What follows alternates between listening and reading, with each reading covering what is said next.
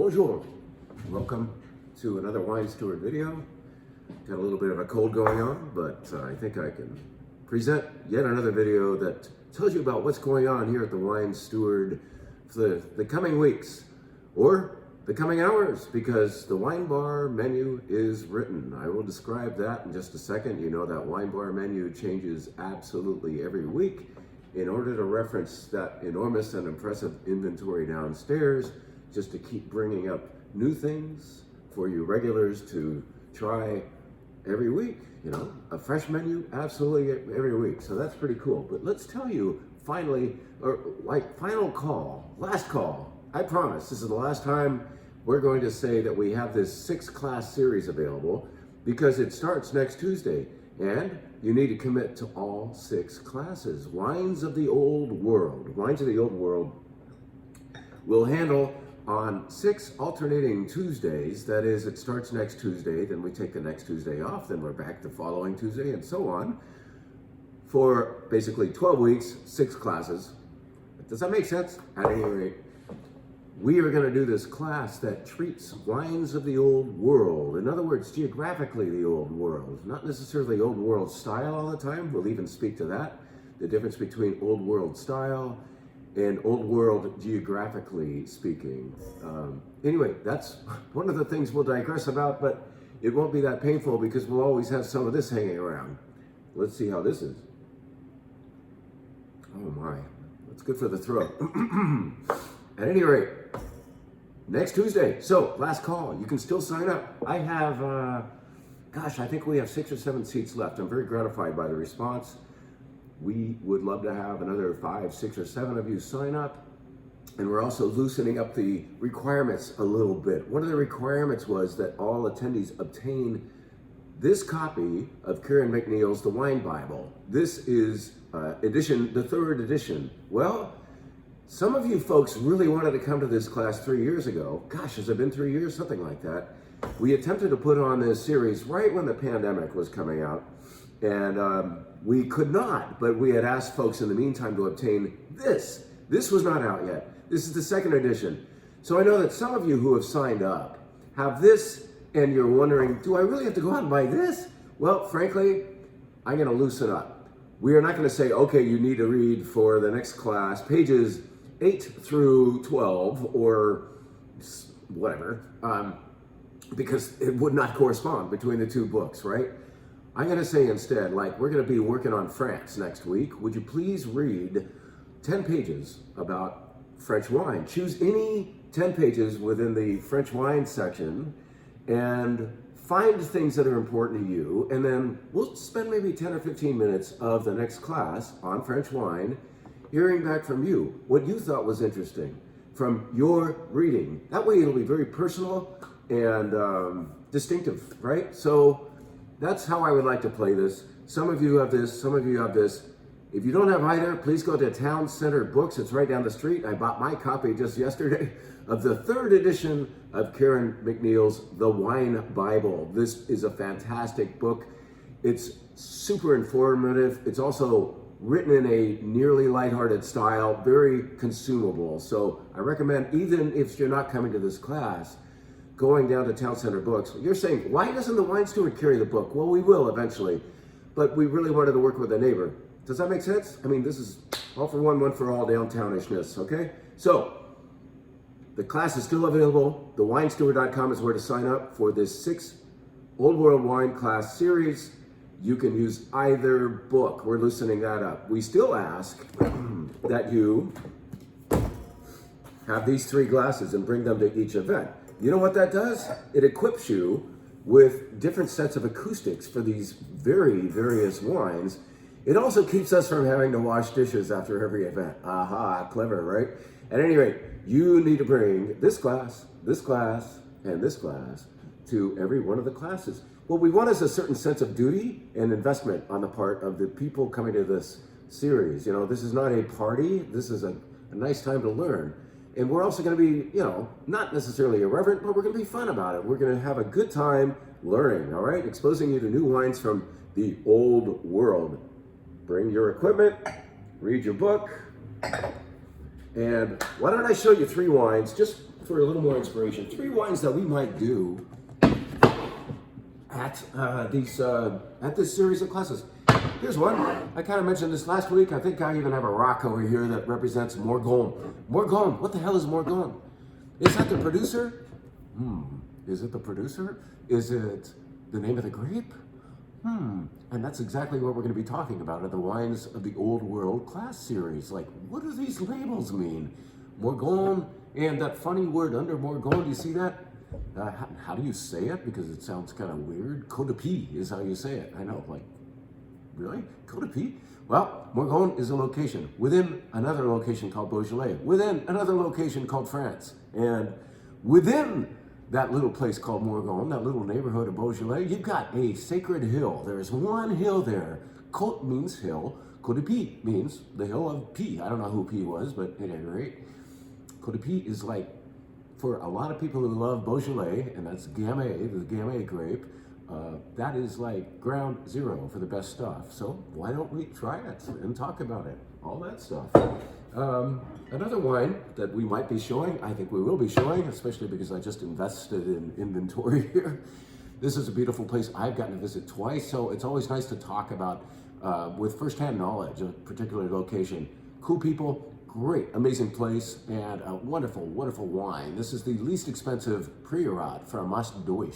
Sounds funny, doesn't sound very Spanish, does it? Yes, we're in Spain, but we're in Catalonia, Spain, so that's kind of more of a Catalan term or name. Mas Doix, Les Crestes.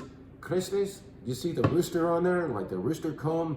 They have that on there because the ridge line behind the winery reminds them of a rooster's comb, okay? So anyway, this is going to be Garnacha and Cariñena from Priorat, Spain, and I'm certain that we will be tasting it. How about that? Maybe we'll be having this, the new 2017 vintage of this beautiful Brunello di Montalcino. This will have us discussing whether this is a old world wine. Well, it is per one definition because it's geographically old world. It comes from Tuscany, Italy, a place called Montalcino, Brunello di Montalcino from La Racina. We'll work on our pronunciation. And this is, the discussion will be as to this producer's house style, where La Racina always makes you a darker, richer Brunello di Montalcino, one that perhaps is a little more affable for the Yankee palate. And there's absolutely nothing wrong with that, but it provokes discussion. Like, their neighbors might be making a more austere style of Brunello Montalcino, and right here, La Racina tends to make you something a little darker, yummier. It's nothing wrong with that, right? But part of the discussion. So, that's enough inspiration. If you're not inspired yet to sign up for that class, nothing's gonna do it. I need another sip of this. What is this? I will tell you in a moment. But in the meantime, let me tell you that on March 15th, I believe that's 2 Wednesdays away, we will have Lizzy Butler here. So this is an event for which you only have to sign up for one evening. You can call it a class because it's super informative. You can call it an event because it will be eventful. That this is the return of Lizzy Butler, who is my favorite teacher on Chile and Argentina. So basically across the Andes will be the theme, where we'll taste about 6 wines from Argentina and 5 or 6 more from Chile, and learn all about them that evening. Many of you have already come to the events that feature Lizzy and know that she is the most enthusiastic and most well-informed instructor on that subject. And once we have found something that good, we cannot let it go. We don't switch teams once we've landed a fantastic instructor. So Lizzy comes on the 15th. I'm putting that on the winesteward.com. Seats are available, well, as of an hour from now, okay? Let's just really rapidly tell you what's happening on the wine bar. That thing in my glass, that is this. This is probably the best sparkling wine I've ever had from, where? France? No. Italy? No. It's from South Africa. This is a Cap Classique, and that's basically damn good champagne method style sparkling wine from South Africa. That's their local term for that. And it does not suck. So that's the sparkling wine of the week. Get in on that. Our White Flight. Yes, our old friend is back. Why do we keep pouring this? Well, because I keep buying it. And so many of you understand Verdejo. just like a typical madrileño. What is a madrileño? That's a person who lives in Madrid. Madrid is only about an hour's drive away from this wine region called Rueda, where the specialty grape is Verdejo.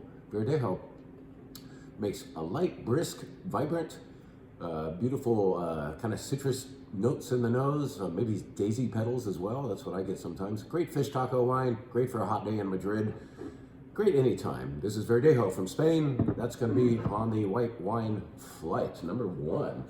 Number 2, Gruner Veltliner. Gruner Veltliner, a new one for us. Gruner Veltliner is, of course, the signature white grape of where? Austria. Maybe we'll talk about that in our Wines of the Old World Class series. This is from Uber.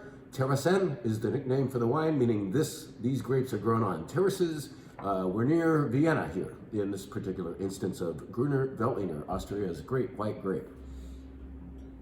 Why don't we tell you about something that you may have never heard of, but it is perhaps Greece's best known, and rest in peace to all those people in that terrible train accident. That's awful, but here's something a little happier from Greece. This is called Malagousia. Malagousia is the actual grape variety happening here. And it might sound strange, it will not taste strange. This is delicious. It's got a little more cheekiness to it, a little more flesh on its bones, you could say. And yeah, it's no oak, but it's more lush. It's gorgeous. Very nice wine. So that is wine number 3 on the white flight.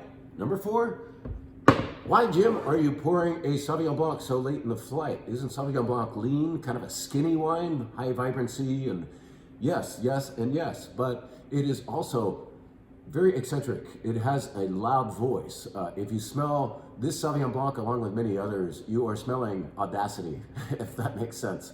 Matanzas Creek Winery is one of the classic California producers of Sauvignon Blanc. We used to have it on our shelf, gosh, 15, 20 years ago, and haven't had it for so long. It's so fun to come back to an old friend. And now it's back on the shelf and up at the wine bar. Check out Matanzas Creek. This is grown in the Bennett Valley. Where the hell is that? The Bennett Valley is pretty much between Glen Ellen and Santa Rosa, kind of tucked away there. At any rate, these guys have been specializing in this grape for a very long time, and it's about time this wine shop recognized them once again. Matanzas Creek. Voila. Finally, the last wine on the flight. We can do Riesling. You won't run away, right? You're open-minded. This is Grand Cru Riesling. This is Cru Riesling from Alsace. Haschenburg? Haschburg is the name of the vineyard or the cru in Alsace that features this Riesling. So beautiful wine. It's not sweet, but it's got a nice developed richness because it's now 5 years old and it's from a great growing site. That's what a cru is. And I think if you were to have pork roast tonight or choucroute, look that up. This would kill it with that. All right, so that's the white flight. As you know, we tend to do a couple of wines that are available by the glass only, so they're not part of tasting flights, but like if you want a glass of Chardonnay and you're saying, Jim, wait, there's no Chardonnay on the menu. Well, yeah, there is. You just have to commit to a whole glass. You will not mind committing to a whole glass of this wine by J. Lohr. Yeah, J. Lohr, yeah, you see that out in the grocery stores, but you don't see this very much out there. This is a higher end wine from them called October Night. October Night, J. Lohr Chardonnay. It's like take Huete Riva Ranch. It's grown in the same location, by the way. It's from Arroyo Seco down in Monterey. And maybe take it up a couple notches in quality, and you have this October Night by J. Lohr. This is seductive, beautiful. It's Chardonnay, big Chardonnay done right. October Night. We hardly give a week off to our own house wine. Domaine de Clos de Vie, but it is available by the glass this week. So this is Carignan or Carignana if you want.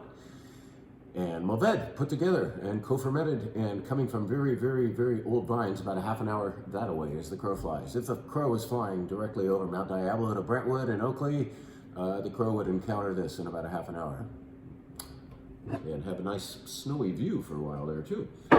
What are we doing in the red flight? We're going to do all Bordeaux-ish wines. In other words, Bordeaux-inspired or wines using the so-called Bordeaux varietal. So one of those is Cabernet Franc. So we're going to go not to Bordeaux, France, but to Chinon in the Loire Valley of France for our first wine. This is the kind of wine that you would have by the glass in Paris. If you ordered a glass of red, it is bound to be typically a Bourgogne or a Chinon from the Loire Valley of France, it would consist entirely of Cabernet Franc. Yeah, so Cabernet Franc leaves Bordeaux, goes to the Loire Valley, and does this. Very beautiful, very nosy wine. Cool stuff.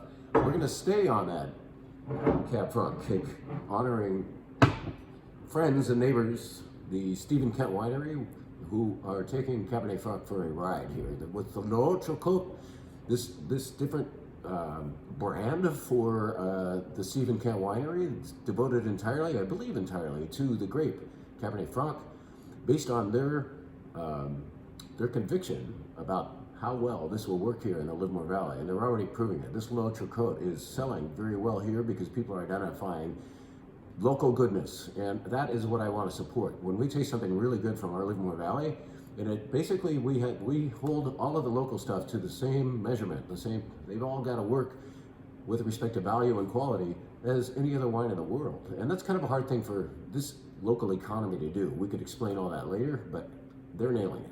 L'Autre Côte by the Stephen Kent Winery. Cabernet Franc is the second wine in the Bordeaux-ish flight.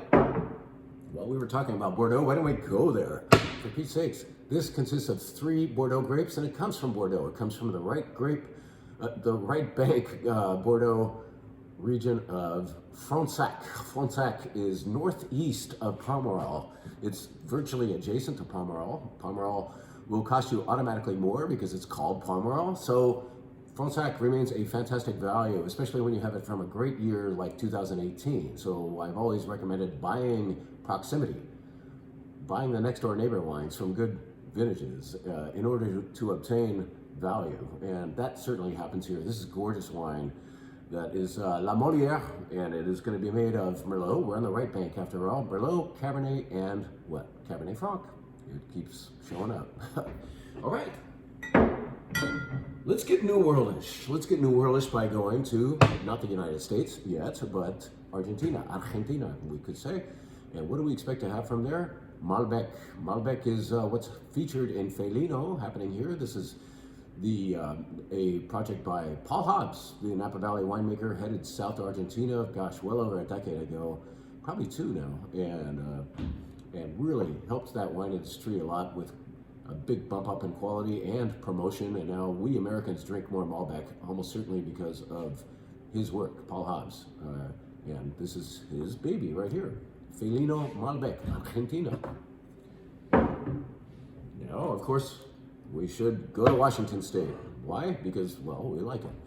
This is going to be the final wine on the flight, Matthews Cabernet Sauvignon. Yes, at last, a Cabernet. How about that? Dark, dense, intense. I think you could pour it for your friends who think that Napa is the only thing going, and then they would say, well, I guess Washington is too. Matthews, big, yummy, dark Cabernet Sauvignon. Finishes our flight and our menu, and again, the 3 points of the day is the WineBar menu is done and ready for you. The other points are Lizzy Butler comes to show Chile and Argentina on March 15th. I hope I have that date right. You can confirm that by going to thewinesteward.com to get more information and to sign up. And then finally, the Wines of the Old World class starts next Tuesday. We have a few seats left. We'd love to have you. Thank you, guys. And I'll be well by then. I'll be talkative. See ya.